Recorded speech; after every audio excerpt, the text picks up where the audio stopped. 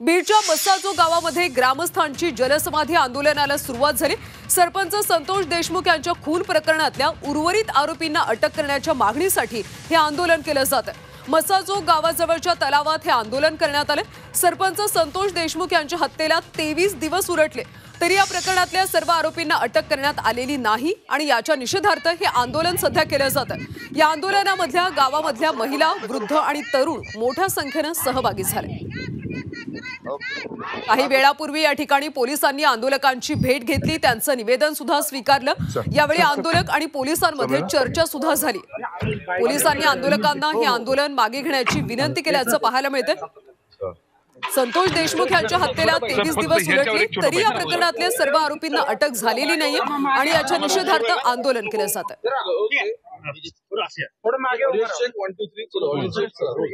Sir, आंदोलकांबरोबर आज नेमकी काय चर्चा झाली? आंदोलकांशी माझी चर्चा झाली। त्यांना आपण मस्साजोग तलावावरून बाहेर काढले। त्यांचे जे काही इश्यूज होते, अडीअडचणी, त्यांचे जे काही पोलिसांकडून अपेक्षा आहे त्याच्या बाबतीत त्यांनी मला निवेदन सुद्धा दिलेले आहे।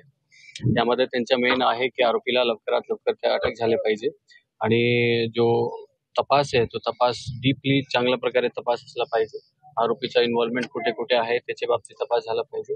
डिटेलमध्ये चर्चा झाली। महिला मंडळीशी सोबत चर्चा केलेली आहे, पुरुष मंडळीसोबत चर्चा केलेली आहे आणि नक्की आपला बीड पोलीस तर्फे आमच्या जो एफर्ट्स आहे ते पूर्णपणे 100% एफर्ट चालू आहे। त्याच्यामध्ये जो बाकी उरलेले 3 आरोपी आहेत त्यांना लवकरात लवकर अटक होईल आणि त्याच्यामध्ये आपला जो तपास आहे ते आपण प्रामाणिकपणे करू। सर, 10 दिवसाचं आपण सांगितलं होतं की 10 दिवस लोकांनी आम्हाला सांगितलेलं आहे, तो आपण प्रयत्न केले तर असं पण होऊ शकतं की 10च्या आत पण येऊ शकते। आपला जो एफर्ट आहे 100% चालू आहे। माझी पूर्ण टीम गुन्ह्याचे पाठीमागचे जे उरलेले आरोपी आहेत त्यांना अटक करण्यासाठी माझी पूर्ण टीम चालू आहे। देशमुख कुटुंबियांनी सर पोलीस संरक्षण मागितलं होतं। सध्या तपास सीआयडी कडे आहे, त्यामध्ये तपासमध्ये कोणतं सेक्शन कुठे आहे, कोणता तपास, त्याच्या बाबतीत मला सांगणं योग्य होणार नाही। पण आमचा जो आहे मेन टार्गेट बीड पोलीसचे आहे, बाकीचे उरलेले 3 आरोपी। सर, पोलीस संरक्षण मागितलं होतं देशमुख कुटुंबियांनी, त्यांना कधी मिळणार आहे आणि काय? आपण प्रोटेक्शन ऑलरेडी दिलेलं आहे त्यांना। आता गावच्या लेवलवर आरसीपी तिथे आहे 24/7 आणि त्यांना व्यक्तिगत प्रोटेक्शन आपण दिलेलं आहे। एसआयटीच्या सुद्धा शासनाने जी आर काढलेला आहे, ते बसवराज तेली सर आहे, ते IPS ऑफिसर आहे DIG रँकचे, त्यांना एसआयटीचे प्रमुख शासनाने जी आर काढून केले। न्यायालय परिसरामध्ये रात्री गोंधळ घातलेला आहे काही लोकांनी। न्यायालय परिसरामध्ये काल सुरक्षाच्या दृष्टिकोनातून आपण खूप मोठा बंदोबस्त लावला होता, जेणेकरून कुठल्याही प्रकारच्या लॉ अँड ऑर्डर इथे होऊ नये। तो आपल्या पोलिसांचा भाग आहे आणि आपल्या पोलिसांनी चांगलं काम करून पूर्ण न्यायालयाची प्रोसिजर चांगल्या प्रकारे पार पाडली।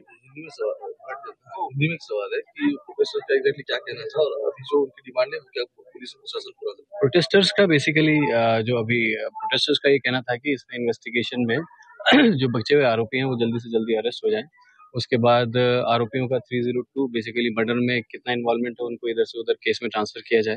तो इसके लिए हमने उनको क्लेरिफाई किया कि जो इन्वेस्टिगेशन है, जो मर्डर में क्या होना है वो सब इन्वेस्टिगेशन अभी सीआईडी के पास है। बीड पुलिस की तरफ से जो बचे हुए 3 आरोपी हैं जिसको हमें अरेस्ट करना है, उसके लिए हमारा पूरा 100% काम चालू है और इसमें आपको हमारा रिजल्ट जल्दी दिखेगा।